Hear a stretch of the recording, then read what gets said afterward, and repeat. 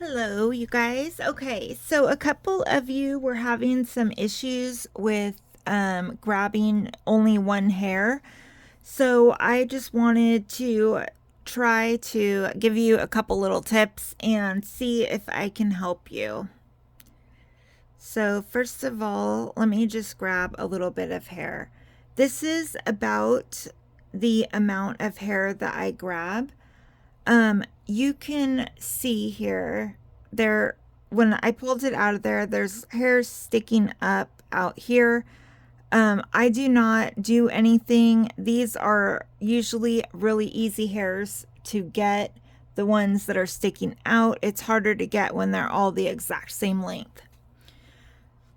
So the first thing, though, besides this little practice tip, is going to be your needle size and the amount of barbs. I'm not sure what needle size you are using, what type of hair you are using, or anything like that. I don't think you guys will be able to see my barbs. I am using a 43 grade gauge crown needle. This has two barbs, one on each side down here. If you have multiple barbs, you are definitely going to grab more hairs. If you have a larger needle size, like say you're using a 38 gauge or even maybe a 40 gauge, you are going to grab more hairs because that barb is larger and it's gonna grab everything that it can, basically. So, okay, this is, and I just want to see, let me see if I can just zoom in here really well. I'm just gonna do some random hairs right here. So I am grabbing one hair with my needle. You can see the others are not in an area that they can get pulled in. And I'm pushing that one hair in. If I were to be rooting down here, where maybe I'm trying to grab one hair, but there are others in view. Shoot, I still only grabbed one hair. Okay, that was not a good example. But if there are other ones that are near, sometimes they will get pulled in with it. What I usually do when I am rooting, and actually let me move down here to this section that I'm actually supposed to be rooting right now. That would be helpful. Sorry, I'm trying to make sure that you guys can see also.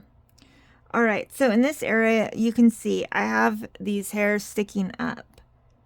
I want to make sure my needle is touching one hair. I only push it in just as far in as I need it to, and then I pull it back out. I pull my hairs away, and I grab the next one.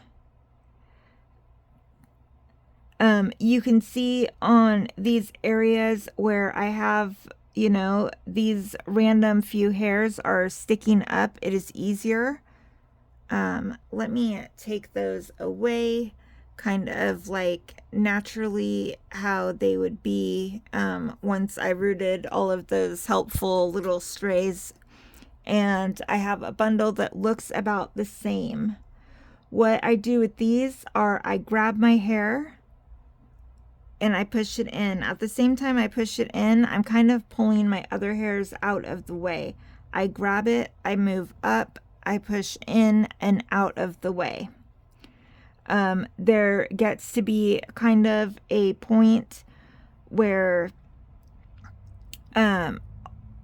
all of your hairs will get really tightly clumped up together. I don't know if you guys see me rooting. Sometimes I will go like that. Like I will go to grab a hair, I can't do it, and I just move my fingers. When I do that, I'm just kind of twisting the hair a little bit like that, just to break my clump up so that I can easily grab a single hair again. Another thing too will be your needle. I would experiment with turning the head, the arm. Here, let me use this needle for example instead. Let me zoom you back out normal. Moving the arm to different areas. You could see with my arm to the right, I get a hair easily. When I turn my arm upside down, I still get a hair. Let me try to just kind of put it in.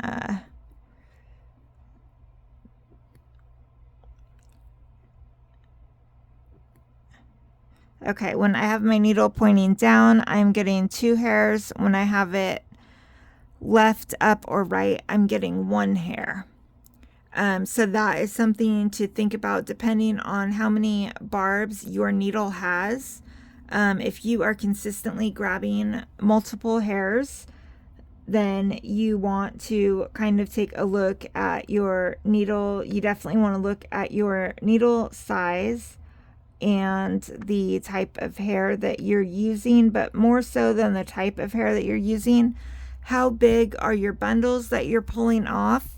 And if you're, I don't want, I'm just saying this in a matter of fact way, not in a mean way. So I hope that you take it like that is. But if your needle only has the opportunity to grab 1 hair, it can only grab 1 hair. So that is really the most important thing, is learning how to kind of move your bundle around and out of the way and just grab 1 hair. If you have a hard time with that, I would recommend just practicing. Do a really tiny bundle. You know, you could do this many hairs, just like 5 hairs, and really just practice grabbing 1 hair and moving the others out of the way. Mono rooting does take a lot longer than micro rooting, and it does take a lot of practice. It's not something for me that just came totally naturally. I am not a crazy fast rooter either. I mono root, it usually takes me about 2 weeks, and 2 weeks is working full days. So, and when I say full days, I mean usually at least 6 to 7 hour days. I do take little breaks here and there, but usually it takes me 1 week to 2 weeks, depending on the thickness of the hair that I'm rooting and the size of the head. So it is not something that even when you have been rooting for years, that you're suddenly going to be mono rooting super great quality hair in 2 days or something. It does take a long time. It does take a lot of practice. Just stick with it and keep practicing. I promise you, it does get easier. The more you do it, the more you practice. Those little things that I was talking about, like moving the hairs out of the way and stuff like those, I don't have to think about doing. I've been doing them for so long that they come naturally to me now, and that will be how it is for you too. I would just really, like I said, experiment with moving your hairs around, with making sure that you pull 1 hair out of your bundle to root, and then moving your bundle out of the way. And that is kind of the best way to get used to just grabbing 1 hair. Definitely experiment with your needle as far as moving it around. Take a look, see are there different positions, and when I go straight up and down, do I get more than when I go at this angle or this angle or this angle? Like, don't be afraid to move your needle around, move your head around, and experiment and find out how you get the best results. There is like a really weird thing. Okay, some people root their heads upside down, meaning they root this way. Like their body is right here where my body is. They put their needle upside down and they root this way. I have an issue. I have tried doing that. I know I talked about rooting like this in my first video. saying I don't like it because, as you can see, I can't get my hairs as far apart. And right now it is fine, but normally when I do that, it is impossible for me to grab one hair because because I'm grabbing a hair from behind. So when I push in, it will grab all those hairs. Like, these hairs are already rooted, so they're in the way of me moving away, versus this way when I'm moving my hairs up and out of the way. So I would look at the position that you are rooting in. It might be backwards for you. It might be the other way. Just move yourself around, move the head around, move your hair around, and don't give up. Just keep practicing. I promise that you're going to get it. If you want to give me some more feedback as far as what needle size you're using, what type or brand of hair you're using, some stuff like that, I might be able to also give you some better direction. A smaller gauge needle is going to be better for grabbing one hair, but you need to make sure that it is the correct size needle for the type of hair that you're using as well. But if you don't change anything, if you're using the needle you're using and you're using the position that you're using, the only way to only grab one hair is to make sure that only one hair is near the end of your needle when you are pressing it in. All right, guys, I hope that you found that a little bit helpful. Definitely feel free to reach out when you have more questions, and I will see you in the next one.